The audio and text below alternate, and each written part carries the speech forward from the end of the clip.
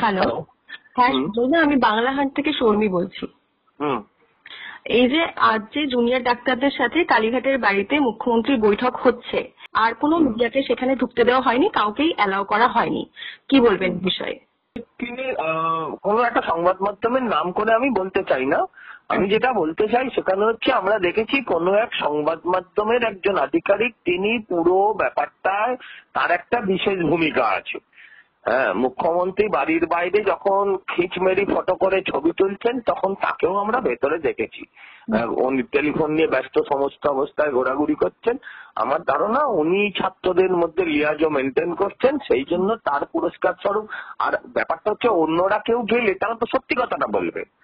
কিছু চ্যানেল আছে যে চ্যানেল একেবারে তাবেদারিতে, মানে নগ্নভাবে তাবেদারি করছে। হ্যাঁ, মানে সরকার যেমন উলঙ্গ, কয়েকটা চ্যানেলও প্রায় সেরকম অবস্থায় আছে। হ্যাঁ, তারা এগুলো করছে, এটা অত্যন্ত দুর্ভাগ্যজনক। বাকি মানে এগুলো করলে কি হয়, বাকি চ্যানেলগুলোর মনে আরো ক্ষোভ সৃষ্টি হয়। আমি বিশ্বাস করি সেই ক্ষোভের কারণে তারা আরো খারাপ কথা বলবে সরকারের নামে, সেটা নয়, কিন্তু মানুষের মনে ক্ষোভও সৃষ্টি হয়। একটি বিশেষ চ্যানেলকে দেবে কেন? দিলে সবাইকে দাও। তার কারণ হচ্ছে ভাই, যাদের প্রেস কার্ড আছে, যাদের কি কার্ড বলে আমি জানি না সমস্ত অফিসিয়াল নামটা, যে প্রেস কার্ড আছে তাদের ঢুকতে দিলে সবাইকে দাও। আর নয়তো সরকারি তথ্য, সরকারি রেকর্ডিং হোক, সরকার সেখান থেকে লিঙ্ক দিন, সবাই সমান ভাবে পাবে। এই করতে গিয়েই তো সন্দীপ ঘোষেদের জন্ম হয়েছে। এই স্বজন পোষণ করতে গিয়েই সন্দীপ ঘোষেদের জন্ম হয়েছে। এই স্বজন পোষণ করতে গিয়েই সরকারের আজকে মুখ পুড়েছে। তবু ব্যাপারটা হচ্ছে স্বভাব যায় না মূল্যে, এখন যা স্বভাব তাই আছে। একটা চ্যানেল আর বাকিরা বাইরে, তারা যে বাইরে থেকে গিয়ে কি মুন্ডুপাত করবে সেটা তারা বুঝতেই পারছে না। একদম। আর এই যে মরণকালে বিনাশকালে বুদ্ধিনাশ, এটা তারই ফল। আর বলুন।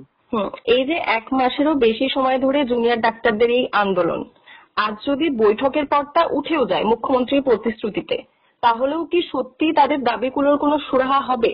আপনার দেখুন, প্রথম কথা হচ্ছে না আটানো অব্দি বিশ্বাস নেই যে আপনি খেয়েছেন। মমতা ব্যানার্জির নিমন্ত্রণ তো, মমতা ব্যানার্জির নিমন্ত্রণে যতক্ষণ না আপনি খেয়ে উঠবেন ততক্ষণ আপনি বিশ্বাস করবেন না যে আপনি আঁচিয়েছেন। এই মানে যতক্ষণ না আঁচাবেন ততক্ষণ আপনি বিশ্বাস করবেন না যে আপনি খেয়ে উঠেছেন। মুখ্যমন্ত্রীর নিমন্ত্রণ দেয়। দেখুন, এগুলো পুরোটাই উনি ডকুমেন্টারি ফিল্ম রেডি করছেন, আর কিচ্ছু না। এটা কালকে বগল দাবা করে কপিল সিব্বাল নিয়ে যাবে, তার প্লট রেডি হচ্ছে পরের পর। আমি কত চেষ্টা করেছি। আপনারা যেমন বলেন না যে এটা লাস্ট প্রশ্ন, সেরকম দিনের পর দিন উনি বলেছেন লাস্ট সুযোগ বলে বলে দিয়েও গেছেন। সব নাটক। আর যদি আজকে মানে আলোচনাও করে, সমাধান উনি একটা সমস্যার করেছেন।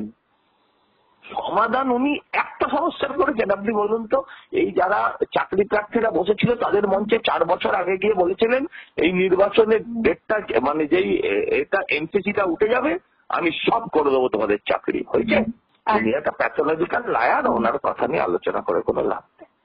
আর এই যে আগের দুদিন লাইভ স্ট্রিমিং এর জন্যই বৈঠক ভেস্তে গেল, কিন্তু আজ এই লাইভ ছাড়াও কিন্তু আমি বলছি আপনার একটু কোথাও তথ্যগত ভুল হচ্ছে।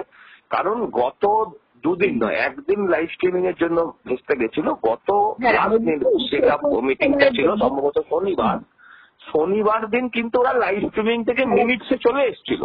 ওরা কম্প্রোমাইজ করেছিল, তখন ওদের মিনিটসও লিঙ্ক সই করতে দেওয়া হয়নি। আজকে কি হচ্ছে জানি না।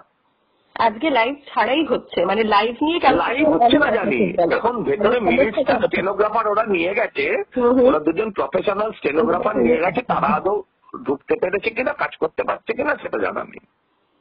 যাই লিখুক আর যাই পড়ুক, মুখ্যমন্ত্রী কিছু করবে না, এই ব্যাপারে আমি নিশ্চিত।